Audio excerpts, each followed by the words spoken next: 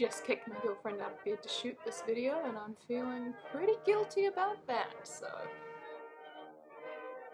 Hi guys, it's your girl Courtney, and today I'm going to do sort of a November and December wrap up to start off with actual content on my channel now that I've introduced myself. Today I'm basically going to go in chronological order through the books I read through to the beginning of November to the end of December.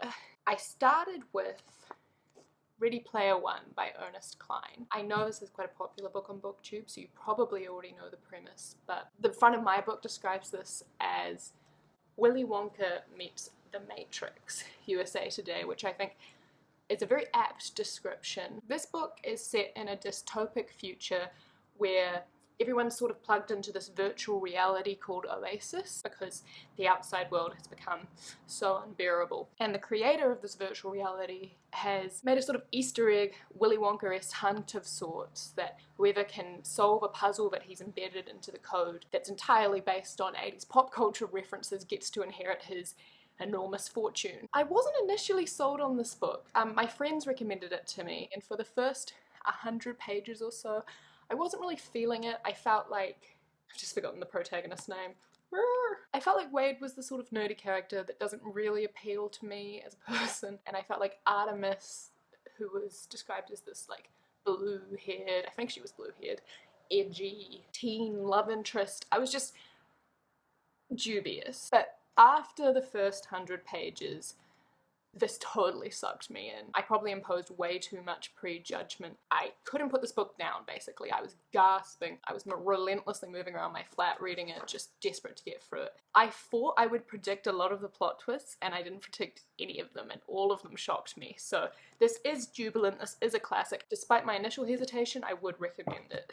The next book I read in the month of November was American Psycho by Bret Easton Ellis. I was inspired to read this book after seeing the Christian Bale movie, and I was warned by quite a few people that it's a lot more graphic than the film, if you can believe it. And that was true. If you don't know, American Psycho follows a Wall Street big shot who is very bored with his life, and in his spare time he brutally murders and rapes women. So, you know, fun. But seriously, this book is very fun. It feels apocalyptic, repulsive, but my main takeaway is that it's very funny. It's not for everyone. I've spoken to quite a few women who are uncomfortable reading this because of the graphic misogynistic violence, and that's fair enough. So if you think that's not going to be your cup of tea, wouldn't recommend it, but if you can stomach that sort of stuff, this is a really funny black comedy in my opinion. And the last book I read in November was Dance, Dance, Dance, or Rat Part 4 by Murakami.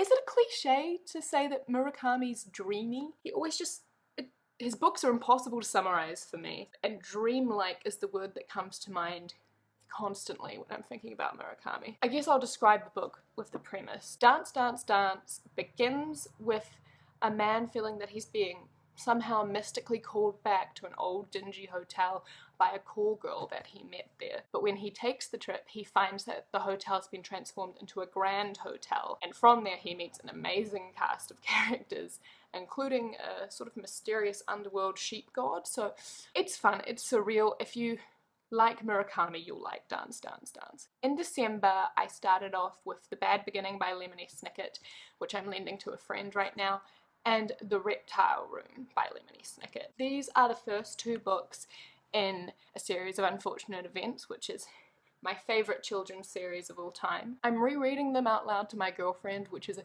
very fun experience for me because I get to voice and perform as the characters that have always meant a lot to me. Upon rereading The Bad Beginning though, I did notice that Count Olaf is a lot scarier in these early books. Count Olaf is the central villain. He's basically, let me explain the plot. A series of unfortunate events focuses on the lives of 3 orphans after their family home mysteriously burns down, and they're initially adopted by an evil guy called Count Olaf who wants their family fortune. The series goes a long way away from that eventually and builds up its own plot about its secret organization, but the first few books, especially these two, sort of just center on the Baudelaires, the orphans, going through a lot of misfortune at the hands of Olaf. And what really struck me is Olaf is a lot scarier than I remember him. As a kid, he didn't faze me as much as he seems to now. He's sexually predatory towards Violet, the 14-year-old Baudelaire, and he's deeply abusive. He hits the children. His plan in the first book seems slightly less ludicrous than what they become eventually, and he becomes more of a comedic character, and I think the whole thing just gives off a scarier vibe. That being said, he's still my favourite literary character of all time. So.